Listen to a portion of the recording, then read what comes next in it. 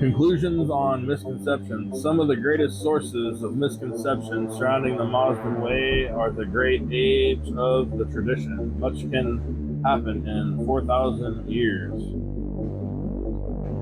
The tremendous level of tolerance the Muslims have had for different points of view, which allows for variation within the tradition, and the fact that was the world's most well-known imitator religion has become a small minority demographically.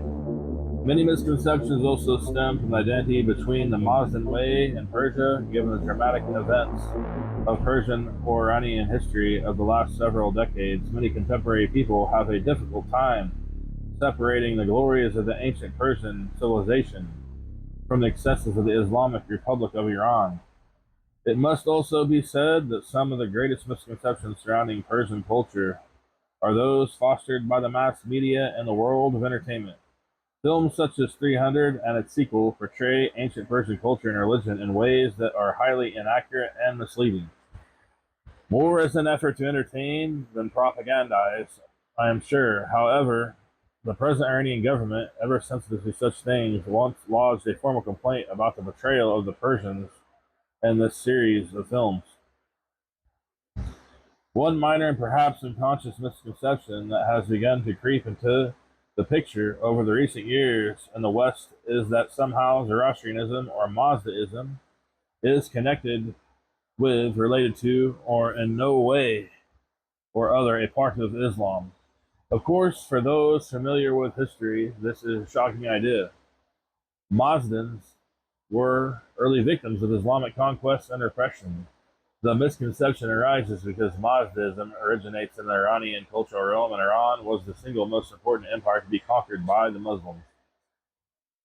To the outsider's mind, the conquered and the conqueror have often become confused. Clearly, the Muslim way predates Islam by many, many centuries.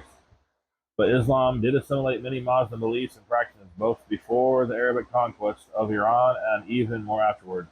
This assimilation process did not occur by accident. The early Arabic Islamic conquerors were not very learned people in the usual or classical sense. Literacy was new to them. They were almost completely devoid of philosophical acumen. All of this they quickly acquired directly from the long civilized Persians, who in many ways recreated Islam within their own frame of reference. The two major criteria for remaining Islamic was one, the new culture had to be expressed primarily through the Arabic language, and two, the Quran had to be primary basis of spiritual culture. Initially, these two criteria made the expression of Iranian ideology quite difficult. It was a great creative act on the part of the Iranians to infuse Islamic tradition with Persian ideals. The result was mixed. After several generations, about the year 1000, the Persian language had regained a philosophical voice, and the Ferdowsi's Shahnameh restored some of Persia's own tradition in the epic form, and did so in the Persian language. The cultural and philosophical struggle between the Arabic Semitic Islam equal submission and Iranian Indo-European Den insight is a real and ongoing one.